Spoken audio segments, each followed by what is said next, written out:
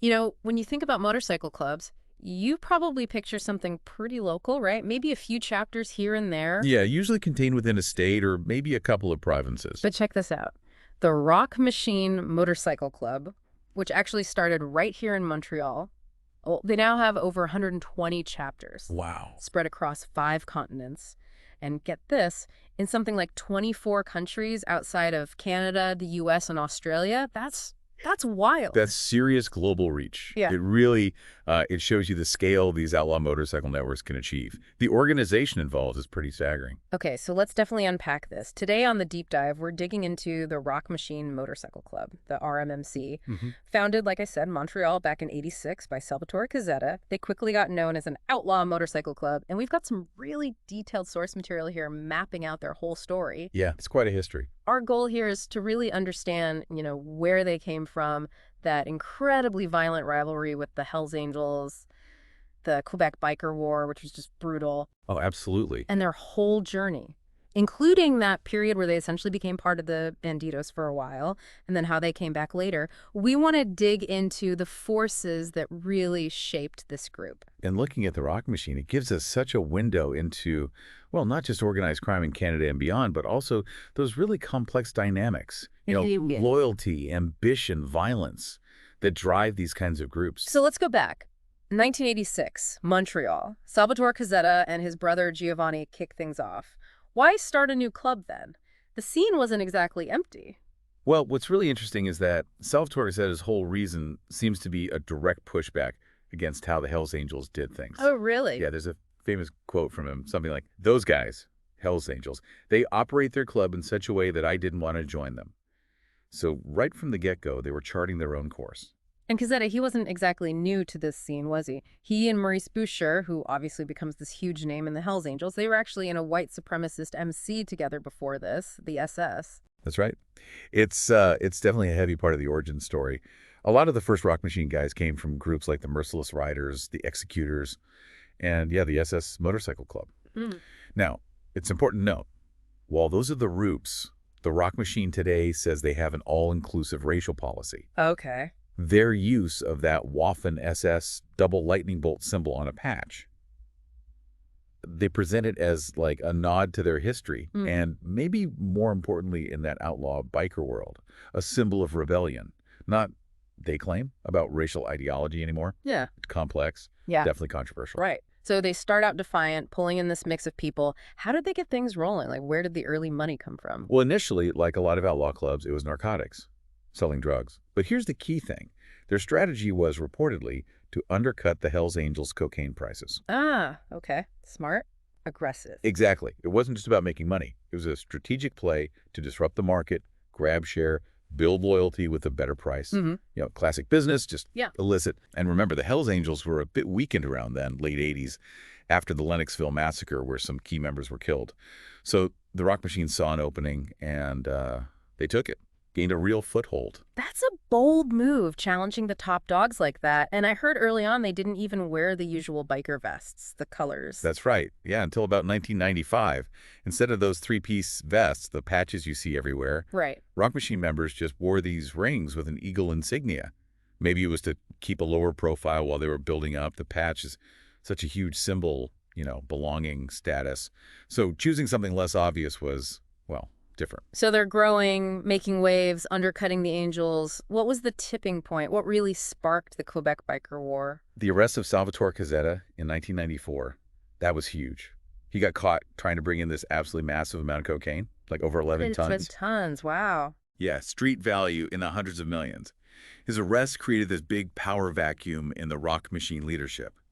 And right at the same time, you have Maurice Boucher just rocketing up the ranks in the Hells Angels. The timing. Exactly. Cazetta's out, Boucher's rising. Yeah. The pressure on the Rock Machine just ramped up incredibly. That basically set the stage for the war. And that war, the Quebec Biker War, 94 to 2002, it wasn't just Rock Machine versus Hells Angels, though. Other players got involved. Oh, definitely. To fight back against the Hells Angels trying to basically corner the whole drug market in Quebec. The Rock Machine put together what they called the Alliance. The There was Alliance. a coalition, yeah, Yeah. with Montreal crime families like the Pelletier clan and this other kind of shadowy group called the Dark Circle. Dark Circle. Yeah.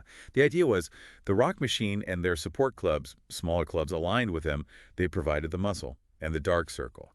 They reportedly brought the money, serious financial backing. So it was a full-on turf war and incredibly violent from what I understand. What were some of the key moments that just blew things up? Well, the sort of unofficial starting gun is often seen as the Rock Machine killing a member of a Hells Angels support club in July '94. Okay. That was right after the Angels basically told everyone dealing drugs in Quebec, you buy from us, only us. So the Rock Machine hits back, and the Hells Angels response, swift, brutal. Lots of failed hits on both sides after that, trying to get Norman Robitaille from the Rockers. That truck bomb meant for Boucher. Yeah. It got nasty fast. And Boucher himself, he was central to this, right? That Nomads chapter. Oh, yeah. June '95, Boucher starts the Nomads, an elite national Hells Angels chapter. And the chilling part, to get in, you had to commit murder. Just requires. Required. It was partly to make sure no undercover cops could get in, but also just ensuring pure ruthlessness. It's hard to even wrap your head around that level of commitment to violence. That's terrifying. And this whole period, some really horrific things happened. That bombing that killed the little boy, Daniel Desrocha, that must have shocked everyone. August '95, that was, Wow. yeah, a deeply disturbing turning point. A Jeep packed with a remote bomb meant for some Hells Angels guy blew up near a schoolyard, killed 11-year-old Daniel. Oh, man. That, plus all the other bombings and shootings, led to this huge police crackdown, Operation Wolverine, over 130 arrests. Both sides hit hard. But yeah, that event, it made the awful reality of this war undeniable for the public. And inside the Alliance, things weren't exactly stable either. Harold Pelletier confessing. That sounds big. It was. Mhm. October '95, Harold Pelletier, big figure in the Pelletier clan, key alliance guy, turns himself in, confesses to 17 murders between '83 and '95. 17. 17. He cut a deal, gave info on the Montreal underworld for protection, promised parole after 10 years, shows you the level of crime within the alliance itself, and maybe the desperation. The violence just seemed to seep into everything back then. I read something about an arson attack on an escort service. Yeah, August '96. The Rock Machine firebombed Steinert's escort service, which is apparently the biggest in Montreal. It just shows how the conflict spread, beyond just biker-on-biker stuff, hitting other parts of the underworld. And leaders on both sides were just dropping like flies, right? Arrests, murders. Renaud Jeanf, the Rock Machine president in Montreal, he was killed in '96. That's right. Shot dead in a Chinese restaurant, October '96. Peter Paradis took over the Montreal chapter then. The violence was just constant. And the Rock Machine hit back too, bombing the old Hells Angels bunker. A clear message striking right at their rivals' heartland. Just brutal back and forth. And even within the Rock Machine circle, internal strife. A rocker member killing a Rock Machine member. The rockers were part of their setup, right? Yeah, the Rockers MC were a support club for the Rock Machine, so absolutely part of their orbit. Made it even more destabilizing. March '97, Aimé Simard, a rocker, murders Jean-Marc Casey, a full-patch Rock Machine member. Wow. Around the same time, Giovanni Cassetta gets out of jail briefly, takes over as national president, then boom, back inside on drug charges. Claude Vizina steps up again, then he gets arrested. Then Frederic Fauché becomes national president in September '97. Just constant churn at the top. And the Dark Circle, the money guys for the Alliance, they didn't last long either. No, their involvement turned out to be incredibly risky. As the war dragged on, the Hells Angels apparently put a huge bounty on info about who was in the Dark Circle. Ah. Over the next couple of years, 2 members got murdered, another barely survived a hit, and then the killer blow. One of their own betrayed them. Defected to the Hells Angels, handed over a list of the remaining members. That basically finished the Dark Circle and seriously hurt the Rock Machine's ability to keep fighting. Sounds like the Hells Angels were really gaining the upper hand then. Was that because they had backup from outside Quebec? Exactly. The Hells Angels are international, right? Chapters everywhere. So they got this steady stream of resources, support, coming in from across Canada internationally. The Rock Machine saw this happening, realized they needed backup too. Makes sense. So June '97, key leaders fly to Sweden, try to link up with the Scandinavian banditos who were fighting the Hells Angels over there too. Yeah. But it didn't work out. Swedish police kicked them out pretty quick. So backs against the wall, no international help. They started getting desperate, targeting other crime families. Yeah, pretty much. August '98, Rock Machine guys kill Paolo Catroni. He was part of the Catroni crime family, rivals of the Rizzutos, but also had ties to Buscia. Okay, complex. It was a calculated hit, partly to maybe get in good with the powerful Rizzutos, partly to isolate Buscia even more by taking out his allies. Hmm. And then soon after, there was that attempt on Johnny Plessio's life. He was one of the Rock Machine founders. Just total chaos. It really paints a picture of just how desperate and bloody it got. So eventually, the Rock Machine basically threw in the towel and decided to join forces with the Hells Angels' biggest rivals, the Banditos. How did that happen? What was the logic? Well, by 1999, the alliance was shattered. Yeah. Arrests, violence. The Rock Machine itself had taken huge hits, lost members, resources. They looked at the Hells Angels with all their international backing and realized they couldn't keep going alone. Right. So they started looking seriously at the Banditos. Big club started in Texas, strong elsewhere. May 99, the Rock Machine takes the first step, becomes a Banditos hang-around club, kind of like showing interest, starting the process. Okay. Then, December 2000, they become a probationary chapter, showing they're serious, following Banditos rules. And finally, December 2001, the original Canadian Rock Machine officially patches over. Patches over. So they just stopped being Rock Machine. Completely. Huge deal. They disbanded the Rock Machine name, and all the members became full Banditos Canada. Big ceremony in Kingston. Even changed their colors, ditched the black and platinum for the Banditos red and gold. Wow. Wow. That's a massive shift. Identity, culture, everything. Yeah. But Yeah, it didn't stick for everyone, did it? Some Rock Machine guys weren't happy. Why not? you got it. The Hells Angels, they saw the Banditos potentially getting a huge foothold in Canada, especially Ontario, and they didn't like it. So they offered a ceasefire. Rumors the Rizzuto family helped broker that. They didn't want more Banditos either. Interesting. And the Angels specifically went after Rock Machine members who were hesitant about becoming Banditos. They actively recruited them away from the patchover. Guys like founding members Paul Porter, Andrew Savago, they actually defected to the Hells Angels. So they're old enemies. Why? Well, reportedly, a big reason was they just didn't respect the Banditos patch. Some thought the cartoon Mexican bandit looked, quote, silly. Didn't fit their image, their history. Huh. Patch aesthetics matter, I guess. Apparently so.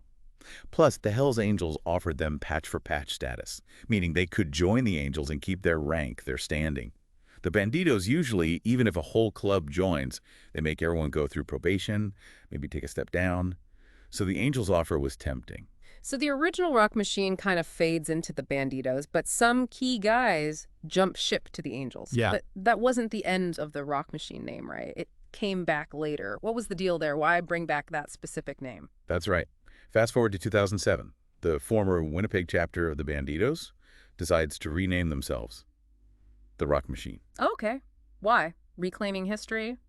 Or something else? It seems like they wanted to resurrect a name that still had, a lot of weight, a lot of notoriety in the Canadian biker scene, even with all the baggage.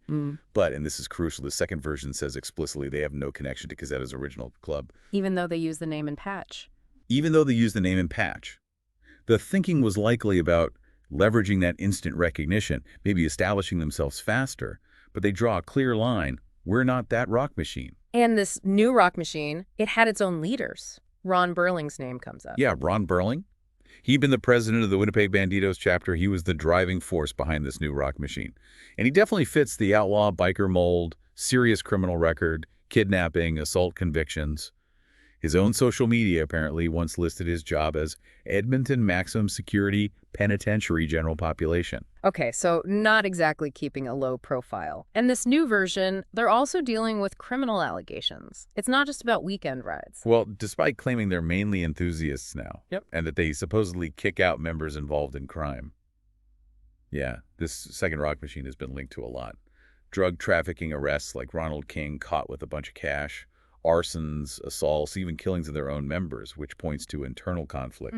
There were also arguments inside the club, apparently, especially about trying to open a chapter back in Montreal. Some guys felt that was just poking the bear, way too risky given the Hells Angels' dominance there. And they've picked up some of the old rivalries and made some new ones, too. Oh, yeah. Predictably, still rivals with the Hells Angels. Yeah. But they've also clashed with other clubs, the Rebels MC down in Australia, the Red Devils MC, who are basically a Hells Angels support club, Right. and even their old pals, the Banditos.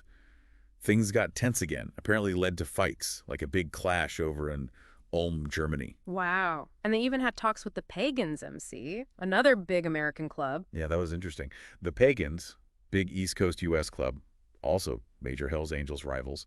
They were reportedly looking at expanding into Canada and saw the Rock Machine, with their anti-Hells Angels history, as potential allies. They apparently had a meeting in New Brunswick. Did anything come of it? Doesn't seem like it. Reports suggest the pagans eventually backed off expanding into Canada, said the anti-biker laws were too tough and that the Canadian Hells Angels chapters were just too violent even for them. That's saying something. So what does the Rock Machine look like today? Numbers, structure? Right now, estimates put them around 2,000 active members globally, plus maybe thousands more associates, supporters. They claim presence in over 24 countries now, beyond the initial basis. And getting in, still tough. Oh, yeah. Standard outlaw MC stuff. To be a prospect, the first step you generally need a North American or British bike, big engine, got to prove you can ride, prove you're committed, background checks, loyalty tests, the whole 9 yards. Their motto is still that French phrase, à la vie, à la mort. To life until death. Exactly. Yeah. And they use that patch, RMF, FRM. Rock Machine forever. Forever Rock Machine. That's the understanding, yeah. Okay, so let's try and wrap this up. It's quite a saga. Rock Machine starts as this rebel Montreal club against the Hells Angels, sparks one of the bloodiest biker wars ever. They form alliances, take heavy losses, end up merging with the Banditos, only for a completely separate version to pop up years later in Winnipeg. Right, a total reboot, essentially. And this second version expands globally, but is still tangled up in crime allegations, still fighting with other big clubs. It's a history just full of ambition, extreme violence, shifting alliances, and this constant fight for identity and turf in that whole outlaw motorcycle world. Which brings us to something for you, the listener, to chew on. Given this incredibly chaotic history and now this global footprint, what does the Rock Machine's continued existence really tell us about how organized crime works today? Or about why this outlaw biker subculture keeps drawing people in? Or maybe think about this. How do you square the club's claims, we're just motorcycle enthusiasts, a brotherhood, with all the documented crime linked to their members, both in the original club and this newer version? Yeah. It's a story that really underscores how blurry the lines can get between that idea of brotherhood, rebellion, and flat-out organized crime, and how the echoes of old wars keep shaping what's happening right now.